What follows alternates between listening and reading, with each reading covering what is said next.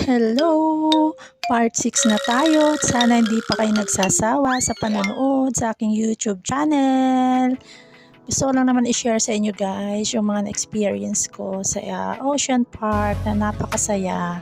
At eto nga, at nakakita nga ako ng real panda sa Ocean Park. Ayan, kumakain siya ng dahon. Ewan ko anong dahon yung kinakain niya. Malis na siya, busog na siya. Siguro naghahanap siya ng lugar para makapag-poop.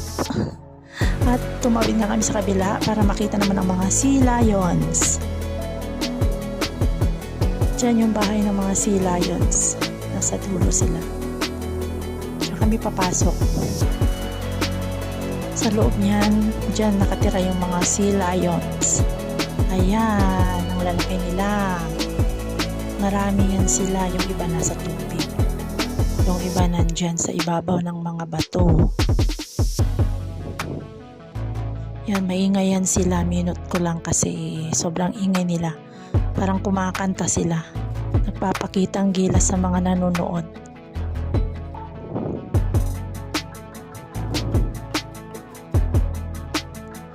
Malalaki yan.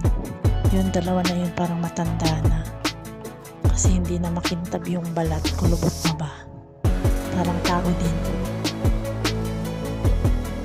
Yung iba naman doon lumalangoy. Ayan, parang mga daga sila pero malalaki yan. Parang sinlaki ng mas malaki pa sa tao. Parang kalabaw ba? Ito, anong isda kaya to? Bilis tumakbo. Kailangan ko siyang kabulin. Bilis tumakbo. Bilis lumangoy pala. Bakit tumakbo? Wala naman siyang paa. Sorry. Ayan, bumalik na kami sa kabila. Dito naman kami sa maliliit na aquarium. May mga isda pa din. Pabalik na kami ni Amo kasi hapon na din. Kailangan na namin umuwi mamaya. Tsaka kailangan na din niya magpahinga kasi pagod na siya. Kanina pa kami lakad ng lakad. Kung ako okay lang, kaya ko naman kasi nag-e-enjoy naman ako. Pero syempre may kasama tayong senior citizen na mahina ang tuhod sa paglalakad. Kaya kailangan na ding magpahinga.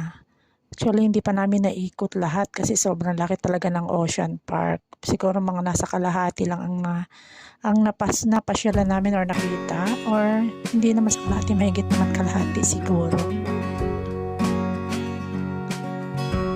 Sayang nga lang, hindi namin napanood yung dolphin show kanina kasi na-late kami ng tawid sa kabila. Pero noong unang punta ko dito, napanood ko yung dolphin show, ang ganda. Pero ngayon, hindi namin naabutan sayang. Second time ko na kasi ito nakapasok dito sa Ocean Park. Ngayon ko na naisipang mag-feed yan ng ganito, nung una hindi. Ito nga pala yung mga souvenirs sa labas ng panda. Ayan yung uploader. Thanks for watching!